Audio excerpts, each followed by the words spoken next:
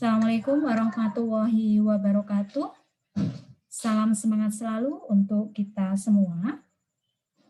Pembahasan minggu hari ini yaitu melanjutkan pembahasan materi sebelumnya, masih pada seputar piutang, ya. Saya ingatkan kembali bahwa piutang terbagi jadi 3 kemarin, ya. Ada piutang usaha, piutang wesel, dan piutang lain-lain. Piutang usaha atau piutang dagang minggu lalu sudah kita bahas. Nah, untuk saat ini kita akan membahas piutang wesel. Sedangkan piutang lain-lain itu selain dari piutang usaha dan piutang wesel, ya. Nah, sekarang fokus pada piutang wesel. Saudara harus tahu dulu bahwa apa itu piutang wesel, begitu ya. Nah, piutang wesel adalah piutang yang didukung oleh perjanjian tertulis, baik dengan surat wesel maupun surat promes. Oleh karena itu, saudara harus tahu dulu apa itu surat wesel, apa itu surat promes. Bedanya di mana, gitu ya.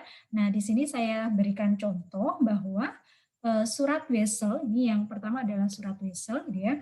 Surat wesel itu adalah surat berharga yang berisikan perintah dari pihak pemberi utang atau kreditur kepada pihak yang memiliki utang atau debitur untuk membayar sejumlah kas tertentu sesuai dengan yang tertera pada surat perjanjian pada tanggal yang telah ditetapkan. Gitu ya. Nah, ini nominalnya 2.500.000. Nah, kemudian untuk surat promes, nah ini, jadi surat wesel itu biasa disebut dengan wesel tagih, ya. Nah, untuk surat promes adalah surat berharga yang berisi janji debitur untuk membayar sejumlah kas pada tanggal tertentu. Jadi kalau surat promes itu surat janji. Kalau surat wesel itu surat tagih, gitu ya. Nah, ini tanggal 8 April 2015 di mana nominalnya 3.500.000 dan jangka waktunya 60 hari dari tanggal di atas dengan tingkat bunga 18%. Maka di dalam piutang wesel yang berdasarkan bunganya itu terbagi jadi 2. Piutang wesel berbunga dan piutang wesel tanpa bunga. Gitu ya. Nah, piutang wesel berbunga, gitu ya, itu adalah wesel yang menyebutkan suatu tingkat bunga tertentu, seperti di sini.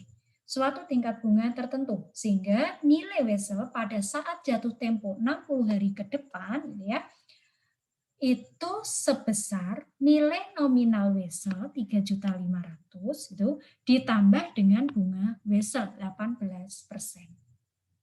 Nah, kalau surat wesel tanpa bunga ini wesel yang tidak menyebutkan adanya nominal bunga. Mohon maaf, kok nominal ya, tingkat bunga ya. Jadi wesel yang tidak menyebutkan tingkat bunga tertentu sehingga nilai piutang wesel pada saat jatuh tempo akan sebesar nilai nominalnya. Dan untuk wesel tanpa bunga ini jarang digunakan secara luas dan biasanya mengandung bunga yang implisit atau dinyatakan secara tidak langsung. Tuh, jadi berdasarkan bunganya terbagi 2, wesel berbunga dan wesel tanpa bunga. Kalau wesel tanpa bunga ini jarang digunakan, beda dengan wesel yang berbunga. Nah, wesel gitu ya, piutang wesel gitu ya. Piutang wesel itu terjadi berasal dari ya. Jadi terjadinya piutang wesel itu berasal dari pertama, penjualan kredit, kedua, pemberian pinjaman, dan yang ketiga adalah apabila ada perubahan piutang usaha ke piutang wesel. Nah, sekarang saya jelaskan satu persatu beserta contohnya ya. Yang pertama, piutang wesel dari penjualan kredit. Jadi piutang wesel ini muncul karena terjadi adanya penjualan yang dilakukan secara kredit. Tapi diterbitkan wesel. Kalau tidak diterbitkan wesel, ada penjualan secara kredit, maka namanya piutang usaha atau piutang dagang. Tapi kalau penjualan dilakukan secara kredit disertai dengan penerbitan wesel, maka penyebutannya adalah piutang wesel. Mari kita lihat contohnya bersama-sama. Pada tanggal 16 Maret 2020, PT Jaya menjual barang dagang secara kredit kepada PT Maju sebesar 1 juta. Berdasarkan transaksi tersebut, ya, PT Jaya menerbitkan wesel. Nah, di sini disampaikan menerbitkan wesel, maka tidak lagi piutang usaha melainkan piutang wesel berjangka 60 hari dengan bunga 15%. Bagaimana pencatatan ke dalam jurnalnya? Maka di tanggal 16 Maret, karena disertakan penerbitan wesel, maka debitnya piutang wesel, kreditnya penjualan. Kalau tidak disertakan wesel, maka itu adalah pembahasan minggu sebelumnya. Debitnya piutang usaha atau dagang, kreditnya penjualan. Nominalnya berapa? Sesuai 1 juta. Nah, kemudian pada waktu penerimaan pelunasan, gitu ya, pelunasan piutang wesel, kapan itu? 60 hari yang akan datang. Berarti sekitar 2 bulan, gitu ya. Nah, berarti jatuhnya Maret, April, Mei. Maka jatuh di tanggal 15 Mei 2020. Nah, jurnalnya bagaimana, gitu ya? Jurnalnya berarti di sini debitnya adalah kas, gitu ya. Ini mohon maaf ada kesalahan pencatatan ya. Debitnya kas, gitu ya. Debitnya kas, kreditnya piutang wesel. Sama pendapatan bunga. Kas yang diperoleh berapa? Kas yang diperoleh berarti, gitu ya. Tadi sudah saya sampaikan, piutang wesel berbunga berarti nominal ditambah dengan tingkat bunga. Ya. Oleh karena itu, kas yang diperoleh berarti piutang weselnya berapa? 1 juta. Maka 1 juta ditambah dengan tingkat bunga. Tingkat bunga dan jangka waktu. Maka jangka waktunya berapa hari? 60 hari. Berarti 60 per, karena hari 1 tahun ada 360 hari. 60 per 360 dikali tingkat bunganya berapa persen? 15%. Dikali nominal wesel 1 juta. Sehingga ketemu 25.000. Maka pendapatan bunga ya yang diperoleh 25.000. Karena pendapatan bertambah maka dicatat di sisi kredit. Sehingga akhirnya pada waktu pelunasan atau penerimaan pelunasan piutang wesel, perusahaan memperoleh kas. Kasnya totalnya jadi piutang wesel 1 juta ditambah dengan bunga 15% dengan jangka waktu 60 hari. Yaitu 1 juta ditambah 25.000. Maka kasnya debit 1.025.000, kreditnya piutang wesel 1 juta, dan pendapatan bunga 25.000. Nah, mohon maaf ya, ini kesalahan pencatatan, sudah saya betulkan, debitnya kas, bukan piutang usaha. Berikutnya, piutang wesel yang terjadi dari pemberian pinjaman. Piutang wesel dari pemberian pinjaman, berarti ini berasal dari pinjaman. Nah, contohnya pada tanggal 12 Juli 2020 ini, PT Raya memberikan pinjaman berupa uang tunai sebesar 5 juta kepada PT Ratu. Selanjutnya, PT Ratu, nah ini, menyerahkan promes berjangka 2 bulan dengan bunga 15%.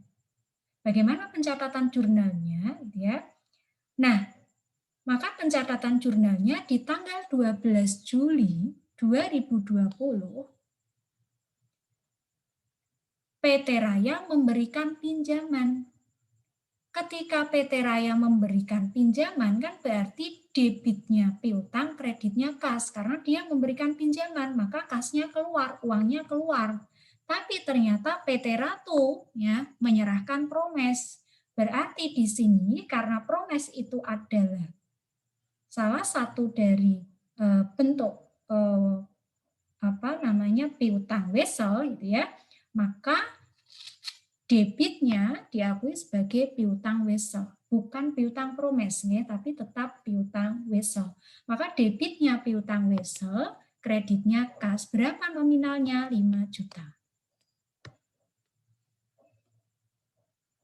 Nah, kemudian jangka waktunya 2 bulan. Maka 2 bulan ke depan ketika dilunasi, gitu kan, PT Raya melakukan pencatatan pelunasan. Nah, 2 bulan ke depan berarti Juli, Agustus, September, jatuh di tanggal 12 September. 2 bulan ke depan menerima pembayaran piutang wesel, maka menerima kas. Nah, kas yang diterima berapa? Sama seperti yang saya contohkan di sini, bahwa kas yang diterima berarti piutang wesel ditambah pendapatan bunga. Piutang weselnya berapa? 5 juta. Sekarang hitung pendapatan bunganya. Pendapatan bunganya, nah karena ini bulan, berarti pertimbangkan jangka waktunya. 2 per 1 tahun ada 12 bulan, per 12 dikali 15% dikali 5 juta. Sehingga ketemu 125.000. Maka kas yang diperoleh oleh PT Raya atas pelunasan piutang wesel dari surat promes, maka debitnya kas yang diperoleh 5.125.000 berasal dari piutang wesel 5 juta ditambah pendapatan bunga 125.000. Kreditnya piutang wesel 5 juta, pendapatan bunga 125.000. Sekarang piutang wesel yang terjadi dari perubahan piutang usaha. Jadi ini awalnya piutang usaha gitu ya. Terus kemudian berubah menjadi piutang wesel. Nah, saya contohkan pada tanggal 22 Maret PT Rabu menerima pelunasan piutang usaha dengan surat wesel dari PT kami sebesar 4 juta. Jadi awalnya itu piutang usaha. Tapi karena punyanya wesel, terus akhirnya dibayar diganti dengan piutang wesel. Maka dari PT kami sebesar 4 juta. Surat wesel tersebut berjangka 60 hari dengan bunga 15%. Jadi ini perubahan dari piutang usaha ke piutang wesel.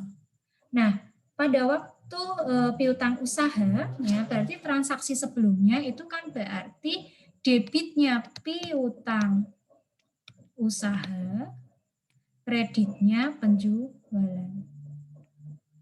Nah, berhubung ya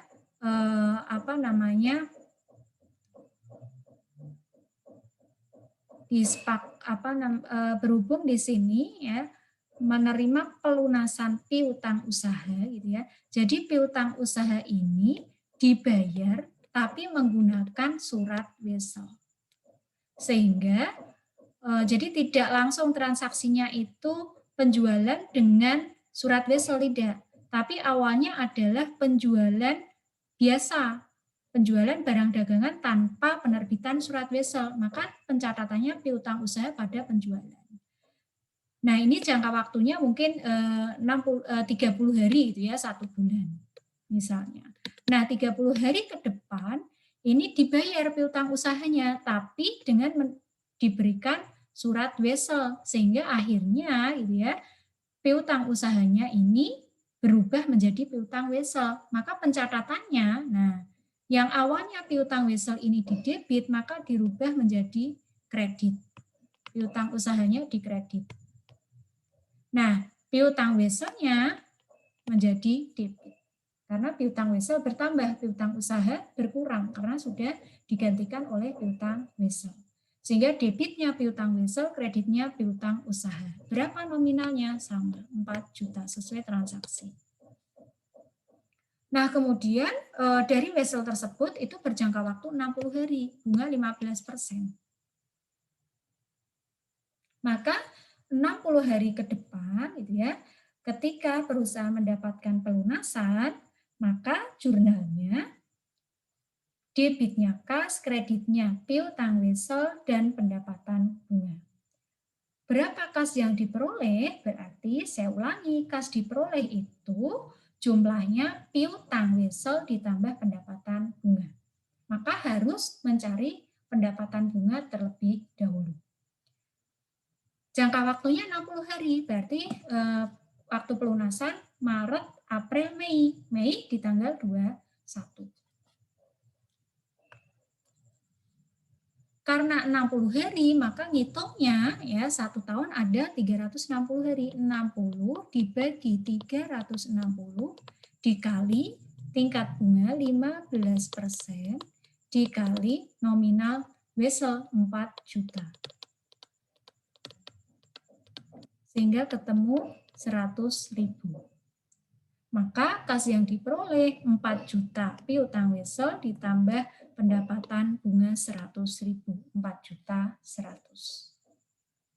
Semoga semakin ke sini semakin paham ya, karena penjelasan saya beda-beda nih. Selanjutnya, bagaimana ketika piutang wesel tersebut tidak dapat ditagih? Nah, ini ketika ada piutang wesel yang tidak dapat ditagih. Itu hampir sama dengan apa yang saya jelaskan pada pembahasan piutang usaha kemarin ya. Ketika tidak dapat ditagih ya dimasukkan, kan ada yang dihapus secara langsung, ada yang dimasukkan ke dalam cadangan gitu ya. Cadangan di sini ini nanti kita kupas gitu ya. Ini transaksinya, ya saya sampaikan transaksinya terlebih dahulu. Pada tanggal 16 Maret 2020 ini ada PT Jaya menjual barang dagangan secara kredit kepada PT Maju sebesar 1 juta. Berdasarkan transaksi tersebut, ini PT Jaya menerbitkan wesel berjangka 60 hari dengan tingkat bunga 15%. Nah, 16 Maret gitu ya, menjual barang dagang secara kredit kepada PT Maju. Maka pada waktu penjualan secara kredit dengan wesel, jurnalnya sama. Debitnya piutang wesel, kreditnya penjualan barang dagang senilai 1 juta. Ini contoh saya sama ya dengan kasus yang piutang wesel terjadi karena penjualan secara kredit gitu ya. Nah, kemudian kapan gitu ya, kapan waktu pelunasannya gitu kan, atau jatuh temponya kan berarti 60 hari ke depan. Maret, April, Mei. Maka di bulan Mei gitu ya, di bulan Mei ketika sampai tanggal jatuh tempo 15 Mei itu belum bisa melakukan pembayaran gitu ya, maka pencatatan ke dalam jurnalnya ini mengubah dari piutang wesel ke piutang usaha. Ketika itu tadi ya di jatuh tempo belum bisa melakukan pembayaran atas piutang wesel, maka pencatatannya ya debitnya piutang usaha, kreditnya piutang wesel. Yang awalnya piutang wesel di debit sekarang dicatat di sisi kredit, dirubah menjadi piutang usaha. Nah, piutang usahanya berapa? Piutang usahanya jadinya itu berarti piutang wesel ditambah dengan pendapatan bunga. Pendapatan bunga 1 juta, piutang weselnya 1 juta gitu ya. Mohon maaf sini ya. Piutang weselnya 1 juta. Oke, saya ulangi. Piutang weselnya 1 juta, maka di sini tetap dicatat piutang wesel berkurang 1 juta. Pendapatan bunga 2 bulan, 60 hari, itu berarti 25.000. Dari mana? Saya ulangi, 60 per 360 gitu ya, dikali 15% dikali nominal wesel 1 juta. Sehingga ketemu 25.000. Maka piutang usaha tidak lagi 1 juta, melainkan 1.025.000. 1 juta piutang wesel ditambah pendapatan bunga 25.000. itu harapannya masih ada kesempatan untuk membayar. Karena jatuh tempo belum ada kabar, maka di jatuh tempo akan mengubah piutang wesel menjadi piutang usaha. Nah, kemudian ternyata ya 1 bulan berikutnya benar-benar tidak ada kabar sama sekali gitu ya. Maka baru di sini ya dilakukan pencatatan. Karena tidak ada kabar sama sekali, maka dilakukan pencatatan atas penghapusan piutang usaha. Bagaimana pencatatan atas penghapusan piutang usaha gitu ya? Maka jurnalnya, debitnya cadangan penurunan nilai piutang, kreditnya piutang usaha. Nah ini, piutang usahanya awalnya ya harapannya masih ada pembayaran. Itu debit karena sudah tidak ada harapan ya, maka dihapus. Caranya menghapus bagaimana? Yang awalnya debit maka dipindah di sisi kredit. Sehingga kreditnya piutang usaha, debitnya cadangan penurunan nilai piutang. Berapa nominalnya? Ya berarti ini. 1.025.000. Itu apabila ada piutang wesel yang tidak dapat ditagih. Jadi ketika ada piutang wesel tidak dapat ditagih, maka pada saat jatuh tempo itu dirubah atau dialihkan piutang wesel ke dalam piutang usaha. Tapi ketika ya bulan berikutnya, minggu berikutnya tidak ada harapan sama sekali, maka perusahaan berniat untuk menghapus atas piutang tersebut, pencatatannya mengkredit atas akun piutang usaha dan mendebit atas akun cadangan penurunan nilai piutang.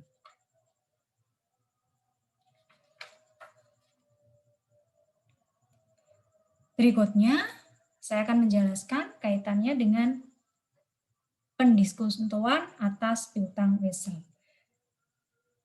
Pendiskontoan atas piutang wesel ini merupakan penjualan ya atau meminjamkan ya atau mengalihkan gitu ya atau menyerahkan gitu ya surat wesel tersebut kepada pihak pembeli, baik itu bank atau lembaga keuangan lainnya. Sebelum jatuh tempo tentunya. Ya, karena kalau jatuh tempo kan nantinya akan mendapat pelunasan gitu ya, tapi sebelum jatuh tempo perusahaan membutuhkan uang gitu ya. Nah, oleh karena itu dia nggak daripada pinjem tapi mending menjual surat weselnya ya atau menyerahkan surat weselnya gitu ya kepada pihak pembeli, baik itu dari pihak bank maupun lembaga keuangan lainnya. Nah, tentunya sebelum jatuh tempo. Nah, sekarang kita masuk ke contoh gitu ya. Pada tanggal 21 Maret 2020, PT Jaya ini menjual barang dagangan secara kredit kepada PT Maju sebesar 1 juta. Berdasarkan transaksi tersebut, PT Jaya menerbitkan wesel berjangka 60 hari dengan bunga 15% pada tanggal 20 April 2020. PT Jaya mendiskontokan harusnya ini kan jangka waktunya 60 hari. Berarti jatuh temponya kan Maret, April, Mei. Kan berarti jatuh temponya di bulan Mei. Tapi sebelum bulan Mei karena perusahaan ya PT Jaya itu membutuhkan dana, maka di tanggal 20 April di sini PT Jaya mendiskontokan wesel tersebut kepada Bank YUP dengan diskonto 20%. Nah, tentunya ketika pihak bank atau lembaga keuangan lainnya itu membeli, ya di bawah, nilainya di bawah gitu ya, dari bunga wesel gitu ya. Nah, oleh karena itu, pencatatan di awal pada waktu menjual sama debitnya piutang wesel, kreditnya penjualan barang dagang, senilai nominalnya 1 juta. Nah, di tanggal pada waktu pelunasan tadi sudah saya contohkan, berarti kas gitu kan pada waktu pelunasan, maka kas debitnya piutang wesel, kreditnya pendapatan bunga. Nominalnya berapa? Ya berarti 60 hari dikali 15%.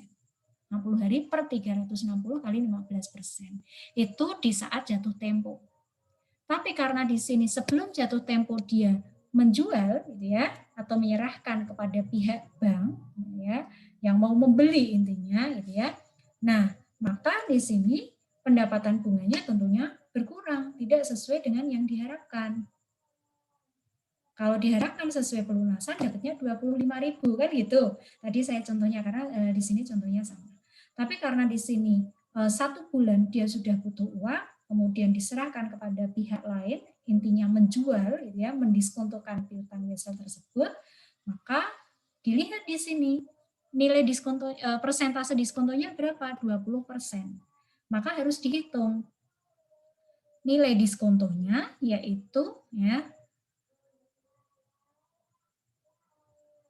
sebentar saya carikan tempat untuk hitung-hitungan gitu ya. Nah, gini saya hitungkan dulu untuk yang pertama gitu ya. Ketika pelunasan itu berarti dapatnya pelunasan itu berarti Mei ya.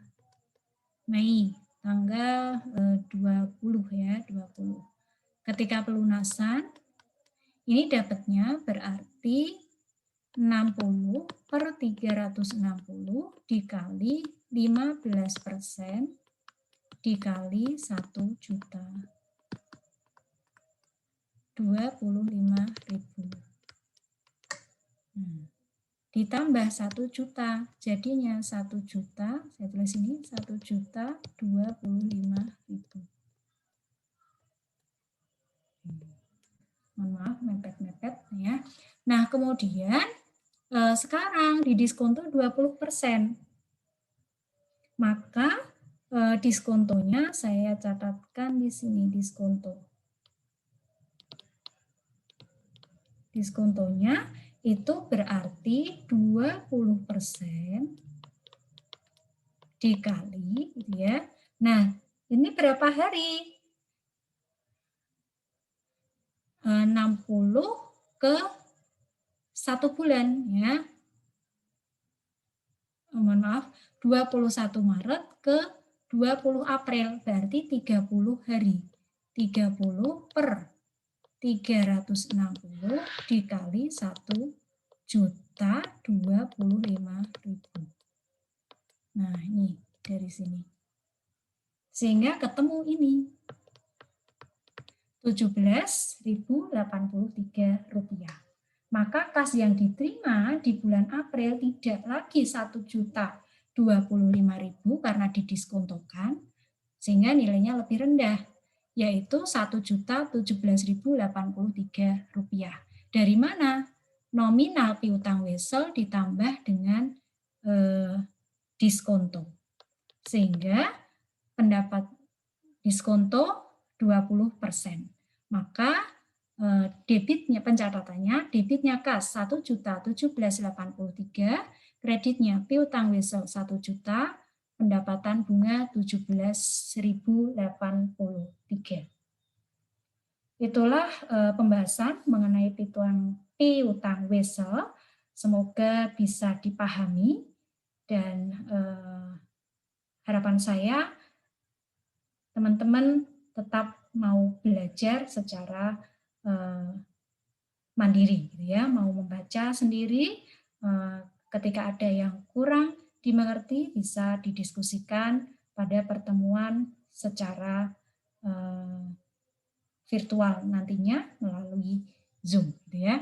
Nah, kemudian untuk piutang lain-lain, kalau piutang lain-lain bagaimana? Kalau piutang lain-lain ya berarti contohnya kemarin saya singgung berkaitan dengan piutang karyawan gitu ya, sehingga ketika misalnya ada karyawan yang butuh gitu ya sebelum gajian butuh uang gitu ya. Nah, maka di sini pencatatannya ya berarti debitnya piutang karyawan, kreditnya kas. Kemudian piutang bunga juga sama, debitnya piutang bunga, kreditnya kas, tergantung transaksinya apa. Itu dari saya, sekali lagi terima kasih Dan mohon maaf lahir batin apabila di dalam penyampaian banyak kekurangan. Saya akhiri. Assalamualaikum warahmatullahi wabarakatuh.